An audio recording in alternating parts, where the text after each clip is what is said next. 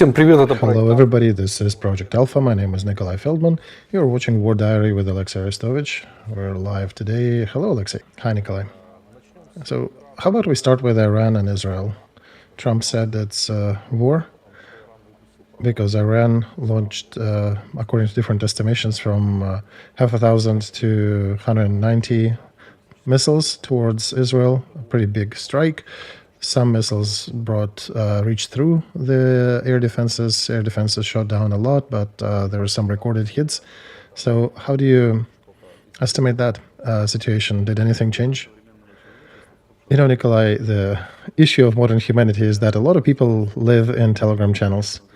The problem of that part of humanity that is also known as Ukrainians is exacerbated because they predominantly live in Telegram channels. According to the Israel Red Cross service, or version of it, they're saying that there are only 3 lightly wounded and 1 Palestinian killed with the shrapnel. The scary videos that you see in the channels, one has to review with from a proper angle. Some missiles are flying towards empty locations, where there are no buildings, no military equipment, no people, and those are not being intercepted because they calculate trajectory and understand that those are not a threat. That's why you can see some scary dot flying in the night sky of Israel, and you hear a big boom, and you hear people screaming that it slipped through the defenses. Well, this one was allowed to slip through because you don't want to spend your expensive defense on that. The percent of interception is high. The whole country was targeted, perhaps more wounded and destructions will be known later, but all these fairy tales that the airfield was destroyed, that the jets were destroyed, okay, maybe they did hit the airbase, maybe they indeed destroy some airplanes, but we need to see more verification. As for now, I would say that the average shelling of Kharkov or Zaporozhye is more dangerous, more scary than what you see in Israel. And it's not because Iran is weak. Very few countries can afford to launch 180 ballistic missiles at a target that's about 1,800 kilometers away. The trick is that Israel, for a long time, taking into account these possible scenarios of attack, was implementing their defense systems to be able to intercept all that and to defend themselves. And I want to address some of the videos that you see that people are showing the elements of missiles and interceptors falling from the skies. This part of them is parts of missiles that were blown up. Other parts are elements of air defense systems that were intercepting them. It may look effective in a video of the night sky, but if you look at the results, 3 lightly wounded Israelis as a result of a huge strategically important attack by Iran, it tells you that Israel's defense system is very robust. And when you see some hysteria in the media and comparative hysteria that the best systems, the best air defenses are in Kiev instead, and that Kiev is better protected than Israel, well, this is something we have laughed at our streams times and time again, that Ukrainians are the best in the world, right? We're the nation that had dug out the Black Sea, there was no sea there, right? And all these legends. So I want to remind our people that Israel is a small country. It is probably the size of Kiev and its suburbs, and it has everything of its own. Most of what they produce to defend themselves is their own, while we, so much bigger than Israel, have almost nothing of our own to defend ourselves. That's why I appeal to the admins of different Telegram channels attacking and criticizing Israel about not being able to intercept Iranian attack. Hold your horses. All right, so this is a new page, I guess, on the Iran and Israel relations. There are different commentary coming from politicians. As I mentioned, Trump mentioned that this is war. This war was brooding in some capacity already, but how would you prognosticate its development? Oh, I would exhale in this regard too. I would not hold my air. Trump is in his election cycle, so he would be saying a lot of things related to the current election. When there was a previous attack on Israel, where a joint forces intercepted a lot of them, was that not a war? This is Middle East. This is one of the episodes of continuous struggle there. And Israel has actually started a land operation in Lebanon, having destroyed all the top officials of Hezbollah there, having destroyed their warehouses and logistics, having destroyed their command outposts and other infrastructure elements. And Israel is actively destroying a proxy structure of Iran in Lebanon. The strategy of Iran, the strategy of General Soleimani, who was killed by an American strike a few years ago, it is centered around Iran using proxy powers in the region. Syria, Houthis, Hezbollah. So Iran has been stirring that for a while. And nothing outstanding, in my view, is happening. There's no sensation here. There are no Third World War, end of the world scenarios related to this. This is a limited regional conflict following strict rules with very rational targets and goals on both sides. Iran is at a very big disadvantage to start a big war now. And they frankly cannot do that. They don't have a joint border. What big war can you talk about when there is no joint border between countries? Even if Iran would try to drop their troops to Lebanon, they'll have to ride through Syria, through a territory that is very well under fire control of Israel, if they want to. So good luck for them trying to get somebody to the front. That's why let's not turn local conflict into a World War III. Having looked at the Telegram channels and what the people are writing in these internets, exactly, I was rather horrified and surprised, and I thought that it would be nice to have somebody to calm me down. Good thing I have myself. Right, Alexey, you're funny. All right, to continue the topic of Iran-Israel relations, I'll bring up your post that you made just a couple hours ago. Iranian people need to know that Israel is on your side. Ayatollahs were really mad after this speech by Netanyahu, and you also added a little bit to it why Israelis are smarter, and that's why you're bringing this as a screenshot. Well, Israelis are smart because from the first day of their existence since 1948, they have to deal with different regimes in Arabic countries, and they're separating regimes from people, and they're sending a very sharp message to delineate that. When in 1948 Israel announced its independence, that same night he was attacked by 5 Arabic armies. 4 were governmental armies, and 1 was Arabic Legion, that was, by the way, back in the day created by the Brits. So they managed to get out of this squabble, to win, to prevail, and they had to deal with enemies who told them that you will be facing the second Holocaust. And this is not propaganda. This is not some journalist on hot air. Israel is, even in that dire situation, had strength to declare that Arabic people are not our enemies. The enemies of Israel are regimes of some countries, and these are the ones they're fighting with. And that's their official position that they still adhere to. After the 7th of October last year, they were a bit emotional responses, and they made a few missteps in their statements, but they're still leveled at line, and they continue following it. We should be learning from Israel. Unfortunately for Ukraine, we failed to hold that line. Even on the official level, we fell into the blatant propaganda, forgetting the most important thing that needs to be done during war, that you need to multiply the number of your allies and to diminish the number of your enemies. This is the class that we need to show. You may want to also notice here that Putin has enough brains to say that they're not fighting Ukrainian people, they're fighting with nationalist battalions and with some junta that he mentioned here. While we are, on the other hand, declaring all Russians to be animals. So this is a must-have for modern-day warfare. It's not that Israel is expecting, for example, an uprising in Iran, right? Or if we should be expecting an uprising in Russia. No, you just have to take certain things with you when you go to war, and that's part of that process here. At the bare minimum, you need to declare that you are not fighting against people. This is the bare minimum that the government, the state, and its propaganda needs to provide on the global arena, so that it would not be picked at by different parties because of their positioning. We failed to do that at large. At the beginning of war, we had an interesting person in the office of the president who was pushing for that line, but unfortunately he's not there anymore. And now we have fallen into the biggest stupidity that we could have done in this situation, and we're still there. We have negotiations with Russia. We invite Russia to the peace forum in November, but they're orcs and they're horrible monsters that should not be talked to. That's not how you do it. Whether you like it or not, the modern world is set in a different fashion. These are the rules. Can you violate them? Yes, you can. We showed that you can. Especially it is good when it brings you success. But when you bring the rules down and don't follow them, and it doesn't give you any benefits, then the right question to ask is, why did you do that? I have posted another question.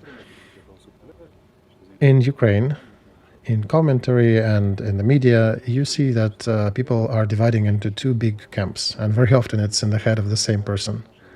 And one camp is, who is afraid he drowns, we're standing and fighting, our will and our intent will allow us to prevail over Russian Federation, despite the objective reality. And those people are proud of it, right?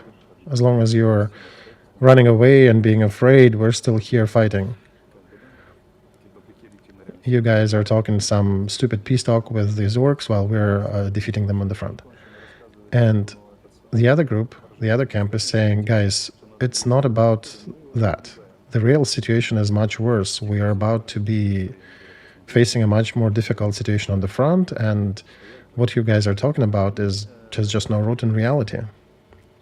And a good comparison I would bring here is, imagine there are two people sitting in a high-rise building somewhere on the top floor. One is drunk, one is sober, and they both believe they can fly, despite the skeptics, despite the criticism, despite the accusations that people in the media saying that people should not be flying, cannot fly. So they both decide that they can take a step off the balcony, and it's like 25th floor. The difference is that the drunk one sincerely believes he can fly, and he just makes a step forward from the balcony, and he flies for a while, but not for long. And the sober one also makes a step down from the balcony, but he's using a paraglide. He's using that glider and flies for a long time and lands safely. Ukraine needs two things. It needs a paraglide and to get sober. Well, that's a good story, Alexey. Let's perhaps now switch to Ukraine. What we need to say here is that today is, by the way, the day of the defender of the country. All right, Nikolai, I really do not like them for moving this from the 14th to that date. It's difficult for me to celebrate some of the Christian holidays, and usually the Day of Defender was matching the other one. And okay, since I moved it, I still congratulate our defenders, our hopes, and our thanks to you guys. Oh, and I would remind our viewers that the best way to express your gratitude is to support our fighters on the front. There is a link under the original stream where we are supporting 82nd Special Storm Brigade. This is the brigade that I understand is in Kursk district. Right, we're gathering money for 2 trucks for them so they can provide transportation, additional logistics. Big ask for you to help. We have already gathered 300,000 out of 420, so please add a little more, and we have more brigades in line waiting. All right, talking about Ukrainian agenda. What I think is worth noting that according to Ukrainian propaganda canons, as you're highlighting that Putin is a monster, according to that media. However, there are publications by Financial Times that the rhetoric of the Ministry of Foreign Affairs, the official representative, the minister, Sviga, has changed, and it is different from the propaganda rhetoric or the rhetoric that was used by Dmitry Kuleba in his relations with Western allies. So Minister Sabiga has apparently started to allow or afford the probability of a ceasefire. At least that's how Financial Times has presented it. I understand there is some data coming from Ukrainian side protesting that publication, but what do you know, if you do know? Is that the fact? Does it match the fact? Well, I'll have then to reference those exact taxi drivers that I'm talking to, right? Who believes them? I do. So since I do believe them, I would say that yes, this information is true.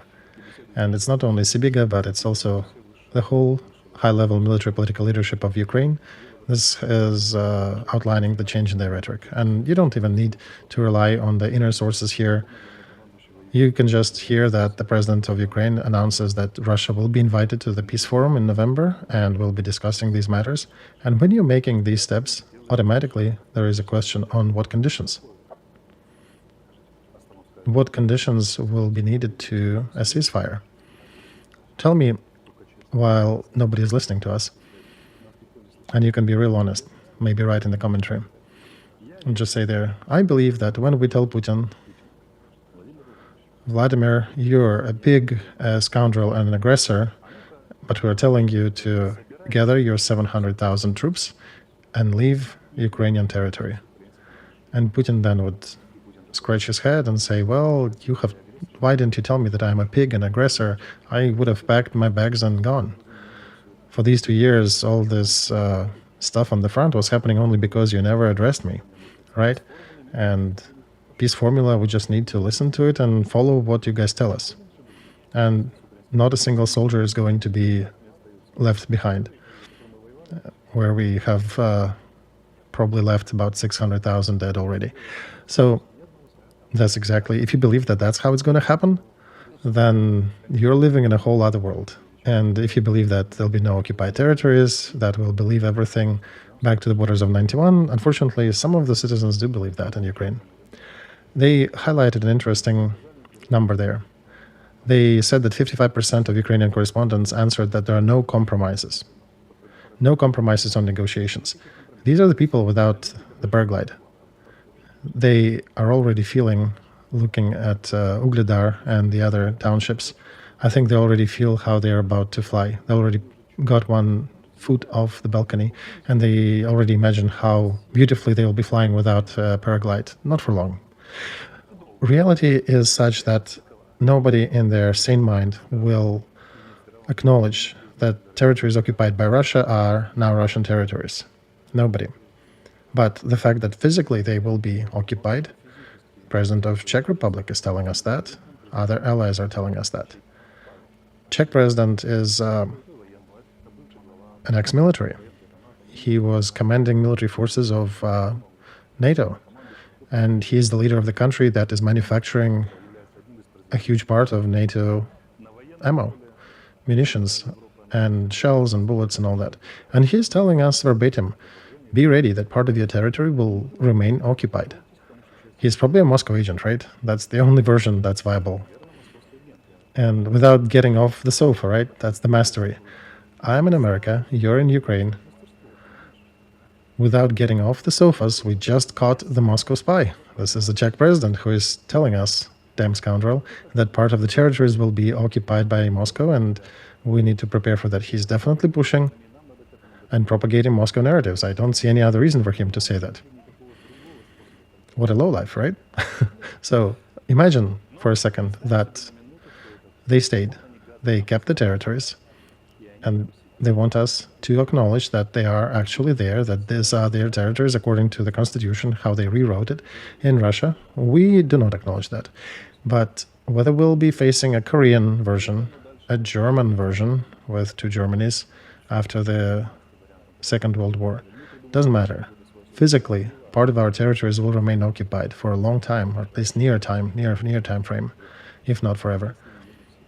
And it will take a lot of changes, even beyond death of Putin in Russia, and change the regime and all that.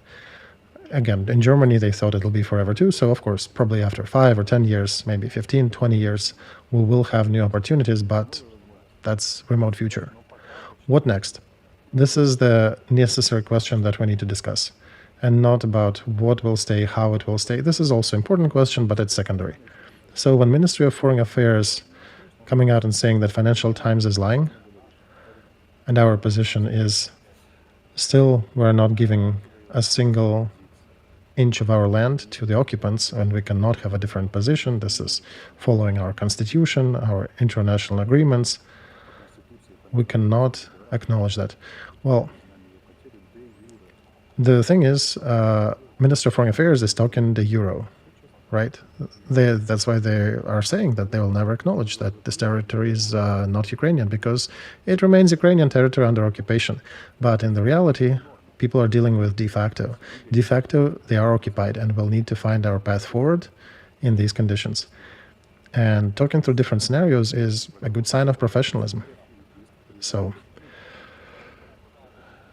regarding that mentioned number, about 55% of respondents that answered the polling, I paid attention that if we're talking about ceasefire, if you imagine a peace conference, maybe follow Chinese or Brazilian suggestions, that is, by the way, also supported by Switzerland. Oh, the whole group of countries, they're friends of peace treaty, so-called, and they're generally West, right? Switzerland is there. France, Serbia, they're also quite West, right?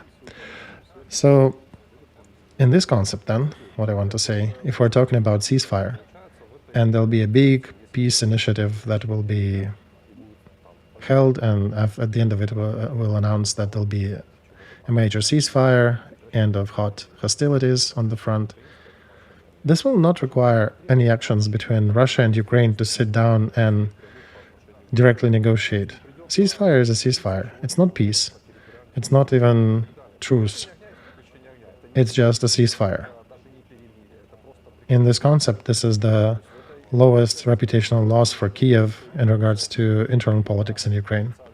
Is that so? What do you think? Yeah.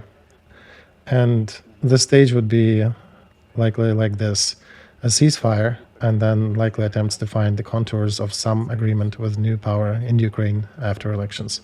But whoever this power is, I think 100%, 101%, they will not acknowledge these territories to be Russian. They will continue with acknowledging that these territories are just occupied.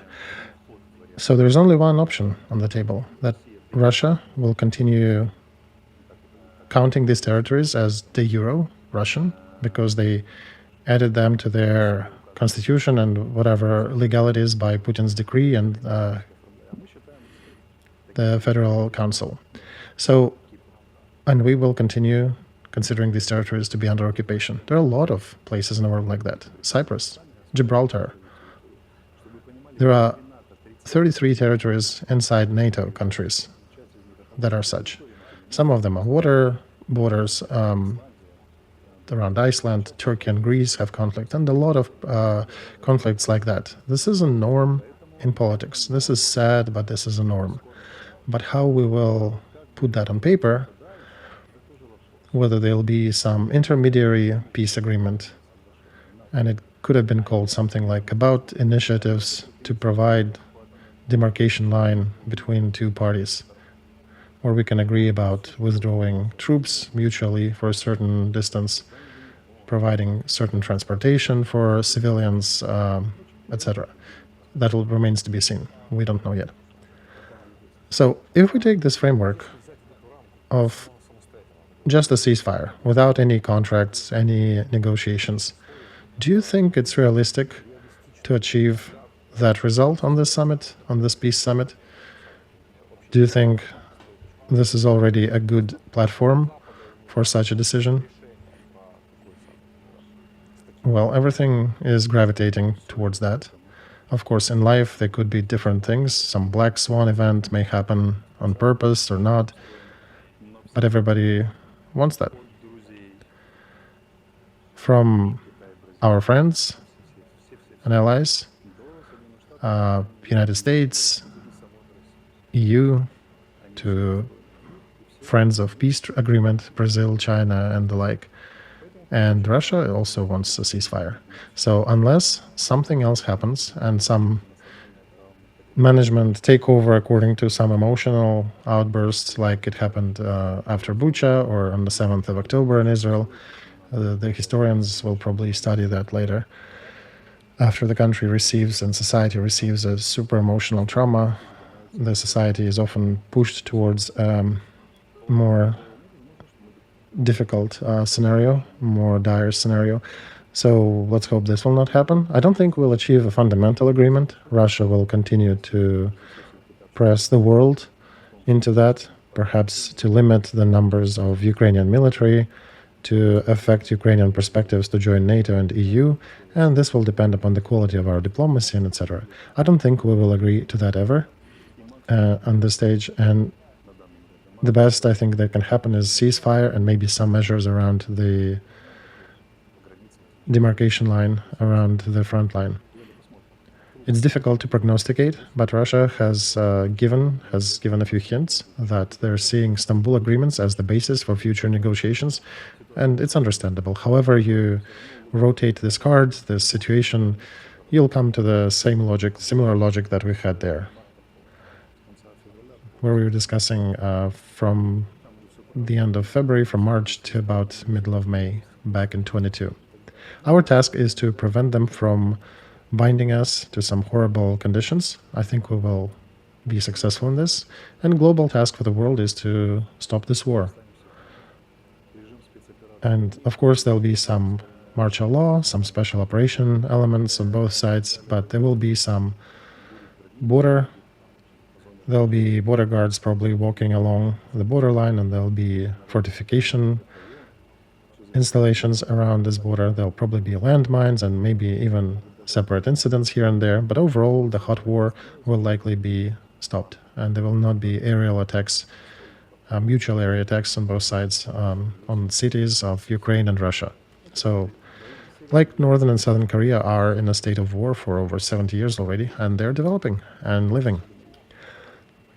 All right, in light of such an initiative that is brooding about the ceasefire, do you think that it is irrational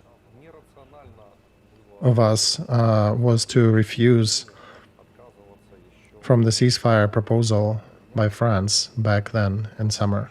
Why didn't we go for it? Nikolai, we left that fork a year and a half ago. We blew past it. We should have stopped this war either after Kherson operation or switched to a different level of its administration, meaning creating strategic reserves, strategic people's reserves, building a big system and preparing hundreds of thousands of military servicemen, not tens of thousands, hundreds of thousands, and building new brigades, new armies, new divisions that we talked about time and time again, with different principles, different structure. But we, after Kharkov and Kherson euphoria victories, we did not pay attention to Russia starting their systemic strategic work to change their position on the front when they had the first wave of mobilization. And by September of 24, they have reached this marker in a much better condition than Ukraine, because Ukraine has another sore spot that was created by Telegram channels. Oh, look, the drone is flying and hitting Russian armored vehicle. Great technological war, special forces with branches up their orifices are crawling somewhere in the field, then getting close to Russian positions and shooting up some of their vehicles. We are fantastic. And that's what pushes those 55% to be 55%, to jump without a paraglide. The picture of war that is high technological, that drones, special forces, and missiles are needed, and only them are needed to win and to prevail in this war. And especially I like some of the commentators who come out and say, well, quantity doesn't matter. Mastership and technology matters. I want to say here, always, in all times, as long as humanity exists, numbers will matter. The God is on the side of big battalions. And so far, the battlefront is revealing that this war has not toppled any principle of military art, and only reaffirmed those principles that were written out for the last 5,000 years. You need massive groups of armies, you need a lot of troops, you need a typical military structure with a well-trained infantry as the backbone. Even if you're lacking technologically, where you have a well-trained infantry, there are parts of the front that are still standing in the same position since 2022, and they have not moved. But where the infantry is not motivated, where they're not trained, each infantryman can be given 50 drones, he would just dump them, not even fight back and not use them. Have you seen the recent media, recent pictures, where Russians have executed 16 Ukrainian soldiers on Pokrovsk direction. What is 16 army men on Pokrovsk direction today? This is a platoon and a half. But according to the military science, however many drones you have, a platoon and a half can relatively comfortably hold a company and a half of the enemy. And I suspect they were not a company and a half fighting them, because our whole front, 1,300-mile front, is basically 3 people fighting 5 people, 6 people fighting 7 people. You never see big groups again. So 16 people by today's measures is basically holding a line, a distance of a battalion. So 16 is your modern battalion, I guess. So imagine a battalion surrendering and being executed. The right question would be, why are they surrendering? 16 people. They could have been fighting till New Year in that place, if the conditions allowed them, if they had good command and good neighbors, etc., etc. If you can write a lot of ifs, but they bring to life a lot of more questions. Given that these 16 were executed and we also lost Ugledar. What I want to say here is that during the last year, because we have not prepared strategic reserves, hundreds of thousands of troops that would be trained and ready to be implemented on the front, and we spent 7 months without mobilization, without additional American weapons, we are slacking behind Russian Federation in regards to strategic and operative reserves, and to the presence of strategic and operative forces on the front. The fact that they're taking Ugledar is a reliable indicator that we, for the first time in this war, have found ourselves in a very uncomfortable strategic situation. We've made strategic mistakes, and this situation is strategically uncomfortable. And to describe it is that the enemy can concentrate its resources at any location of the front. They're guaranteed to press through our defense. Just about a year ago, that was not true. And the enemy would have to lose humongous resources to take Bakhmut or Solidar, and in some places just waste their resources and not even move the front. But everywhere where they acquired a township, we exchanged that for time. We exchanged that for thousands of their lives. We won some time for acquisition of more supplies, for maybe rebuilding some of our systems and military-industrial complex. Today it is not so. So if you look at the map, from Ugledar to Pokrovsk, basically, or from Kurakhova to Pokrovsk, and from Ugledar to Kurakhova, everything is very complicated and will be even more complicated. The front is collapsing. Toretskoe direction is crumbling. Chasov Yar is on a slowdown, but it will eventually, because they moved a lot of troops to Kursk district to counter our incursion. Here in Oskol, they're getting to Kupiansk. They've dissected our group in 2 halves. Yeah, look here on this one. Here's Kupiansk in the top left part. Right, see that protrusion near Peshchana? They almost got to Oskol. They cut our group in 2 halves. The front is collapsing in front of our eyes, and people are aware of this. Typical situation is similar to Ugledar. Old brigade, like 72nd, are still in place, but those who were brought to the front by enforcement buses, they are collapsing, they're running away, and now the standing brigade is being attacked by artillery and FPV, and they're trying to withdraw, and you have to transport your wounded out as well. If any of our civilians knew what it is to transport a wounded soldier, this is difficult.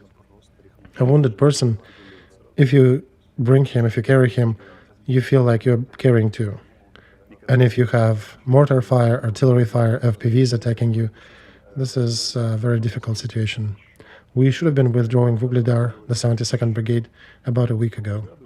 We, as always, delayed, and now they're leaving via the corridor with a width of about 1 kilometer, according to my data, and they're being shot at on the exit. So we'll be losing people on exit as well. Therefore, if in the near future we do not acquire somewhere tens of thousands and hundreds of thousands prepared infantrymen, not FPV operators, not artillery people, Not special forces, with all the admiration and respect to these groups, but infantry, who can take trenches, who can sit in trenches, who can hold positions and take positions. If not, the front will continue to crumble. And if it will continue happening this way, it may actually collapse. Because decisions that were not made a year and a half ago, or taken partially much later, they led us to the situation where we are incapable to guarantee, or with a high level probability, to stop Russian offensive and the direction that they have chosen to advance at. So we're back at the situation where we are laying on a dish as a cutlet, and they're rotating the dish, picking a place where to bite us. Of course, we're trying to bite back, but 16 people surrendering at once, this is definitely an indicator. I want to say something else here. Massive retreat from positions or surrender is happening because of the lack of motivation to continue the fight. Not with some specific brigades or people, but en masse. Those people who are being caught and put in a bus and sent in the whole system to become a soldier. Why the motivation is lacking? Because the goals of our war are unreal. This is what we do not understand on the government level when we are failing to set the right goals. This is the best, most guaranteed and reliable way to demoralize your people and your soldiers and your allies by setting wrong goals. The main refrain here in the West is for Ukraine to reset the goals to be realistic in this warfare. Soldier who is being caught, or a citizen that is being drafted by force, seeing how he is being ill prepared in a training center, how he is being ill used on the front, he understands that maybe the borders of 91 can be a part of discussion, but perhaps the borders of 23rd of August of 91, the borders of USSR, with such a tempo. So this person understands in advance that whatever he's doing is hopeless. Now, attention, how will the soldier fight who thinks that everything he is doing is hopeless? And that's why today we have on one of the parts of the front, the battalion commander in panic is screaming on radio, and all his neighbors are hearing that 8 enemy personnel are attacking my positions. Do something, he screams on the radio of an infantry battalion. Brigade commander and his neighbors are asking him, Vasily, you have 20 people in your trench. So, attention, 20 defending, 8 are attacking. Usually it's the other way around. But normally 8 would be in the trench, 20 would be attacking. But he's saying, my will defect as soon as the enemy reaches the trench. So please use artillery. And now every artillery specialist will understand me. What does it mean, use artillery?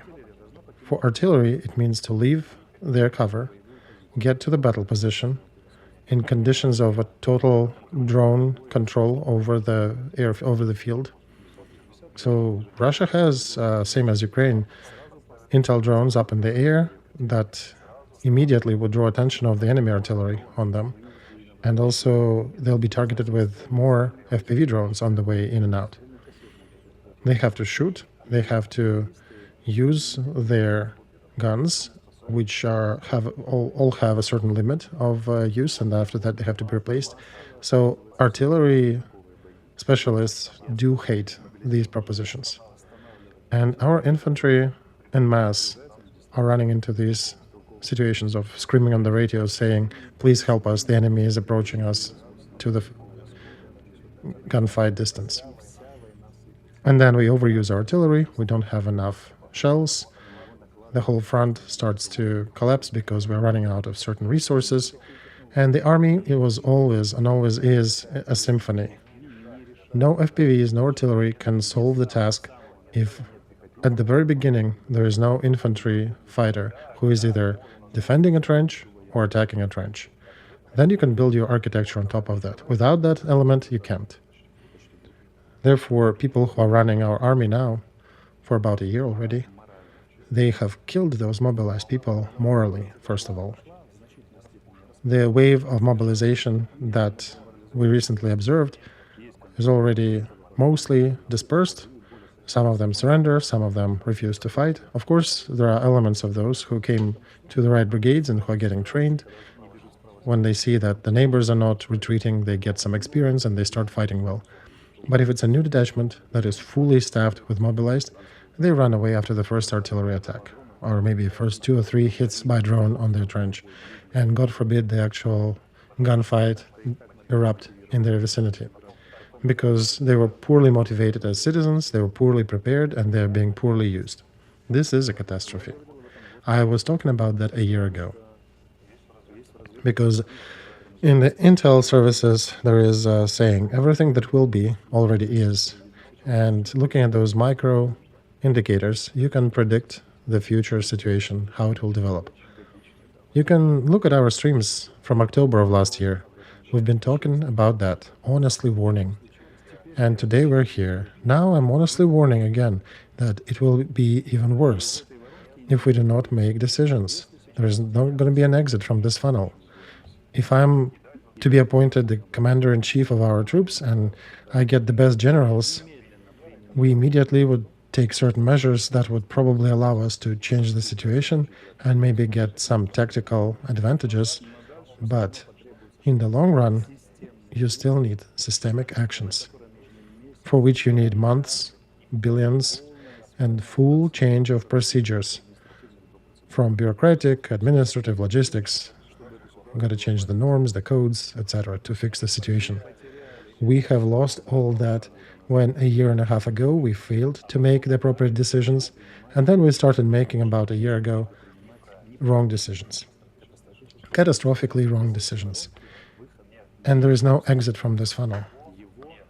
There's just simply no exit, no long-range missiles, no transfer of all F-35s of the world, no scary, I don't know what else to bring here. The whole NATO will give us all arms. This will not solve the situation for us, for a simple reason that we don't have specialists who will be able to use these arms in a right fashion. We don't have well-trained infantry.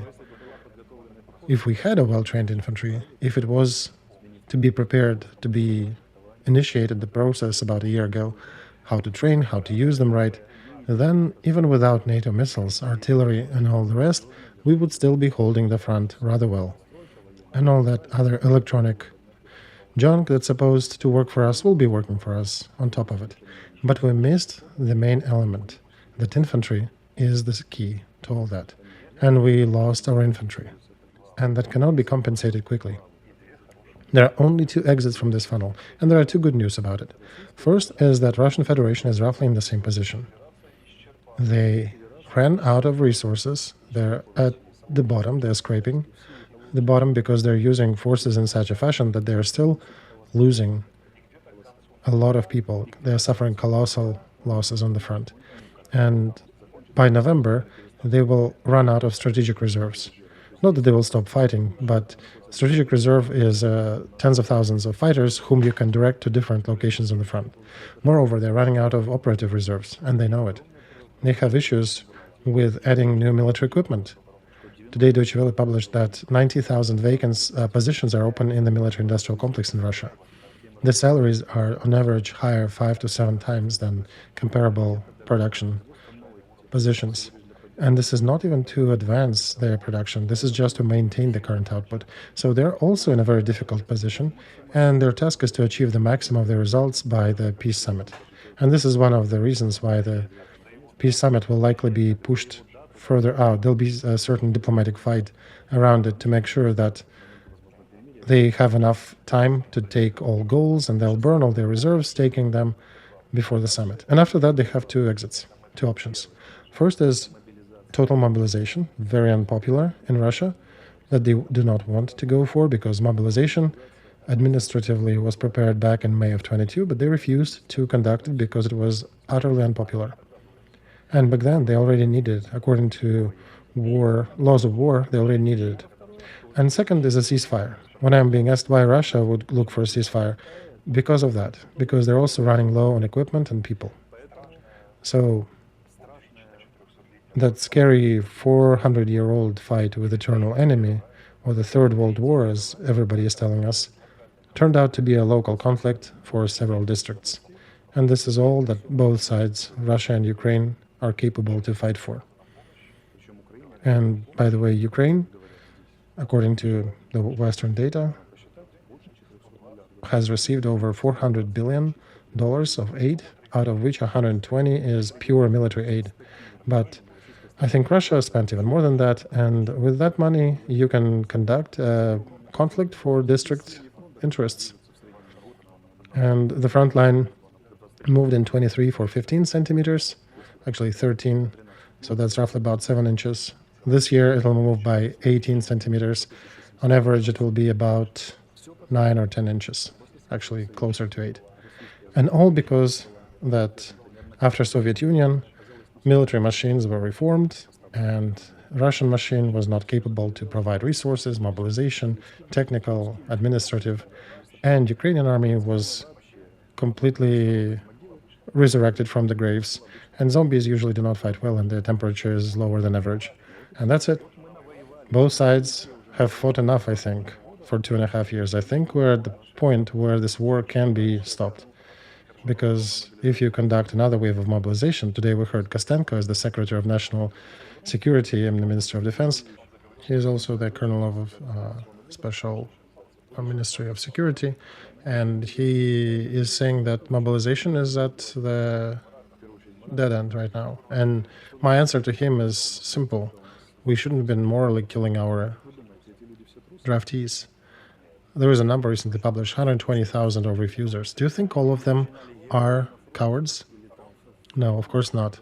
Whatever those people are writing in the social media from Toronto, most of them do not want to fight because they see how they're being treated. They do not like how they're being used on the front. And perhaps not all of them, but out of these 124,000, tens of thousands could have been good soldiers. And they have not. And I'll show you 2 more indicators that will tell you that the armed forces of Ukraine are in bad position as the federal institution, and they're in a pre-crash situation right now. First is a directive of a general command that was published after other laws, how to deal with refusers. It came to the army today, a couple days ago, and the head of general command is writing. There's a signature of his in this document. When the soldier decided that he doesn't like current detachment, this company or platoon or battalion, he can say, you know what, I will fly to the sun. And he leaves the detachment. He goes home, he spends a couple of weeks with his relatives, goes to parks, to movies, rests a bit, and then he's thinking, how about I join another brigade? He goes to the draft commission, or another one is saying, I want to serve with you because the other one was horrible. And he should be told, yes, dear, of course, we'll take you. He's being added to a reserve company, and in a couple of days, the old detachment gets a note that this is not your tooth anymore, this is our tooth, from a new detachment. And utterly surprised battalion commander and company commander shake their shoulders and say, well, how are we supposed to carry out our position, our duties? Because the neighbors left, and the 16 we had, they surrendered. And this is a sign that with the building of armed forces, we failed as a system. And now these orders, on one hand, underline that we have failed, and then they also exacerbate situation because they are creating a situation in the army for future violations. Basically, this order allows more soldiers to leave their detachments and then to go fight with new ones. Next step that we can do is the mistake that Russia did back in Russian Empire, the remnants of it did in 1917, when detachments were allowed to elect their commanders by vote. This is when the army is no more. This is disruption of commander's authority, of his right to use soldiers and be responsible for that. And here, suddenly, we see a shadow of a person that sends to shambles such figures as Napoleon, Alexander the Great, Sun Tzu, Clausewitz, Oliver Cromwell, Dmitry Donskoy, Ivan Serko, Alexander Nevsky, and Philip the Beautiful of France, and the Black Prince of Britain. Washington, everybody, they're just shaking in terror and saying, this is the real military genius. And the name of this genius is Maria Berlinskaya. The genius recently published that let's give the right to soldiers to attest or to rate their commander. Let's start a rating system in our troops. And that nonsense with a wrinkle between the eyebrows is listened by journalists and media, and they're carrying it around, almost creating a new petition. This is the next step to electing the officers, after which the army ceases to exist as a single organism, and the country does not exist without an army, however much long-range missiles it can procure from its allies. I have a discovery here to share with you. I'm not in the army, but I have spent a few days there. And I can reveal a scary truth to you. In the army, commanders get tested annually. It is actually called annual rating of the command cadre of commanding officers. I understand that all soldiers want to deal with bad commanders, to deal away with them. I understand that businessmen who are drafted to the army and the volunteers very often sincerely believe, and a lot of samples can show and examples that the bank manager, bank director, he can manage a lot of people fantastically and can organize great processes, that all these cadre military, they are nowhere near. We should take the army away from them and create a city-centric process. But I want to open a very sacred truth to you. The fact is that the bank manager cannot run a battalion. He can't, because he does not understand what the army is. He may understand what logistics is, he may optimize these processes and flows, but only the person who was trained and brought up in the system of military school, who knows what military honor is, who knows what the paternal system in the military is. Army is a family, and the detachment is always a family. In old times, the officer could not even marry until his commander would approve of his wife candidacy. Of course, it's 21st century, it's not applicable anymore, but that was the real fact. And only the family can stay and fight in the conditions when the enemy are all around them, and they need to fight in the situation when they're being pushed and killed and blown apart, and stay there and defend their position. This is only able to be done when you're a family. And such attitude to the structure, to the people that you command, needs to be grown internally, needs to be chosen by the officer in the process of growing within the military system. And the fact that we dismantled the army till 2014 and failed to rebuild it from 2014 to 22, it shows that not we should refuse from cadre military. It shows us that we actually need to prepare them, to train them well. They should be professionals of the top level, who has a caste level of relations that would enforce them to hold a certain standard, and that I would never go below such a standard. And I want to give you another example. A good friend of mine who is sitting in one of the command outposts of a brigade, and he's attending the meeting of brigade commanders. And there are two brigade commanders sitting there. One brigade commander elevated from platoon commander to brigade commander in that system, and he's saying, I have 20 deceased over a day. That was the beginning of war. And for him, these 20 soldiers that got killed, he knew everybody. He feels for their families, he feels for these people and their relatives. His own people were killed, his family was killed. It's like as if his children were murdered. He was the one thinking how to train them, how to use them right, how to preserve them, how to let them grow. And next to him would be another officer who, let's put it delicately, had grown from a civilian specialist who was never trained in the military system. He's saying comfortably that he had lost 100 people today, and it's okay, I'll get another 100 tomorrow.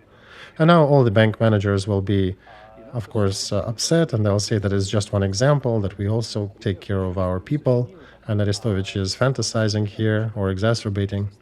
Yes, they can maybe caring about their people, but there is no principle of a family. That thing is imprinted in commanders as they train. When I hear about my friend commander or about city-centric and network-centric warfare, that we need to liquidate the cadre in our military, that they are useless. Guys, I want to repeat that you'll be making mistakes of Ukrainian Liberation Army, of Tsar Army and Kerensky government, and they all had led to destruction, utter destruction of the state. If you want to finish Ukraine off, you can go ahead. And I want to remind you one more thing. When the Russian Federation was preparing for invasion back in 2010, 2014, they were already preparing to capture Crimea and Donbass. They were attacking two things. If you bring up the materials of those times, they were attacking Ukrainian cadre, the principle of cadre in the Ukrainian military, and the system of drafting. Yes, that system of drafting that is being criticized left and right by Mariana, by Goncharenko, the known fighters with drafting commission. We should not dismantle that. We should reorganize them and train them and shepherd them right. I want to remind our viewers that our adversary today, Russian Federation, cannot afford to draft enough people because Serdyukov reforms have completely destroyed the mobilization system and the registries that they had from the Soviet times. They are still, even with a centralized, hard centralized regime, they are failing to reboot that system.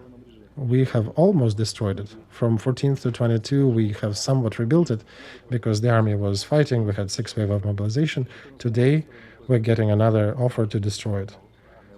You cannot imagine a bigger diversion against the state, against our country. And today, the fact that our society reminds me of a crowd of mad idiots who do not understand the logic, the principles, or core of the processes that they're discussing in their Telegram channels, where they share their fantastic scaled advices. The fact that some of these people get to media, get to the levels where they can make decisions, meaningful decisions, and some of them wear different military ranks or are people's deputies and congressmen. This is a sentencing to our country. And yesterday, when 16 of our soldiers were executed, this was the result of that sentencing. This was a crime against these 16 soldiers, how they were drafted, how they were trained, how they were motivated, and how they were used. We killed them first, and then Russians did. And there are tens of thousands like that in different groves along the front line, who were demotivated initially, who were drafted wrongly, who were used wrongly, and then who were executed or killed. Because it is a time of dilettantes, a time of random people, because we are in the times of politics of likes. And this is the sentencing to our society that cannot afford to seriously understand its real interests and to start the real rebuilding of their military complex and the army, which is the backbone of the state. There is no state without armed forces, especially in the case of Ukraine that is fighting for, as they say, for 400 years with eternal enemy and is on the decisive position in its history, decisive step. Very few people with systemic approach that are left in the system are still holding it. It's like in business. There are cryptocurrency traders who always trade and start fine but end up pretty badly. And then there are people who are very conservative, but they're building their business one step at a time. And those are the stars. Those are the ones who work in the long run. Systemic approach is super important. Of course, there are some exceptions. Of course, somebody who is drafted can turn out to be a very talented leader. In all times, for military achievements, one could have gotten a rank. A simple peasant could have gotten a rank in the military. But these exceptions, they cannot change the systemic work. They only underline the effects of systemic work. And we're failing as a state to work with our military in a systemic way. And I do not see an exit out of this situation, but we don't have much time for that. We lost our time. The only option for us is ceasefire and relaunching of that system, if we find the right politician who has enough will and capabilities and vision, who can lead these processes in Ukraine, which I'm have concerns about, that we can find such a figure. But without that, we can just put a big fat cross on Ukraine, where Ukraine used to be. If not next year, then in 28 or 35, this would be a catastrophic sentencing to our society. These 16 executed soldiers who were brought out on the road by some 3 assholes, and there are not many of them. There are maybe 5 of those Russian troops. I didn't count them, but there are several dots shooting at them. They're lining them up and shooting as pigs. This is the sentencing to our society. If I was a commander of these troops, I would have suicided myself if that happened to my soldiers, because it is his direct guilt and responsibility. And being the state, I would probably finish off myself too, because this is the guilt of our state. How they drafted them, how they trained them, how they demotivated them in the process. We, as a Ukrainian society, killed them first. Russians just finished them off. By the time they surrendered, they already were dead, morally dead. And that's why they surrendered.